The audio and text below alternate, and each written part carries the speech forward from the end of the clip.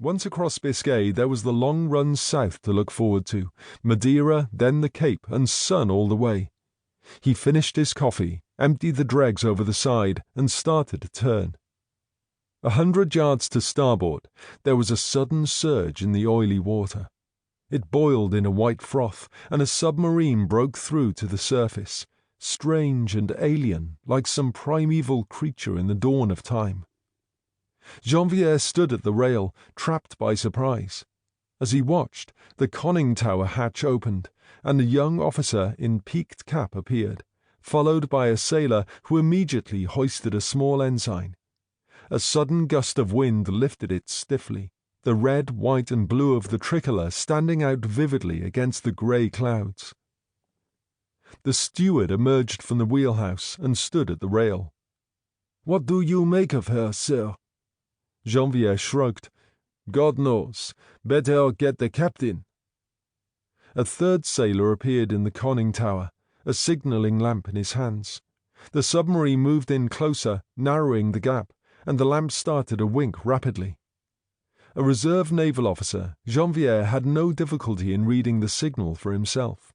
When he had deciphered it, he stood at the rail frowning for a moment, then went into the wheelhouse and unhooked the signal lamp. As he moved back to the rail, the light flickered again from the conning tower, repeating her request. As Janvier replied with the "message received" signal, the captain came up the ladder from the well deck, the quartermaster close behind. Henri Duclos was nearly 50, and after 30 years at sea, 5 of them as a corvette captain with the Free French Navy, he found it difficult to be surprised by anything. "What's all this?" he demanded. "They've made the same signal twice," Janvier told him. "Heave to. I wish to come aboard." "What have you replied?" "Message received." Duclos went into the wheelhouse and came back with a pair of binoculars. He examined the submarine for a moment and grunted, "She's French, all right. I can see the uniforms. Small for a sub, though." He handed the binoculars to the quartermaster. "What do you make of her?" The old man took his time and then nodded. "LAlouette. I saw her in Oran last year when the fleet was exercising. An ex-Uboat.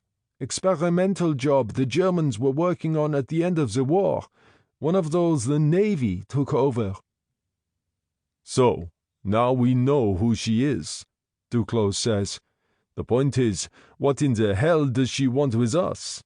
He turned to Janvier. "Ask her to be more explicit." There was a pause while the lamps flickered again, and Janvier turned blankly. "She says, 'Imperative I board you. Matter of national importance. Please observe radio silence.'"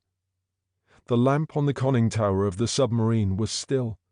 "What shall I reply, sir?" Janvier said. Duclos raised the binoculars to his eyes for a moment, then took them down. "What can you reply? If it's important enough for them to send a blasted sub after us, then it's important. Signal, come aboard." He grimaced at the quartermaster. "I was looking forward to all that sun. My rheumatism's been killing me lately. Let's hope we don't have to go into Brest." The quartermaster shrugged. "Stranger things are happening in the Republic these days."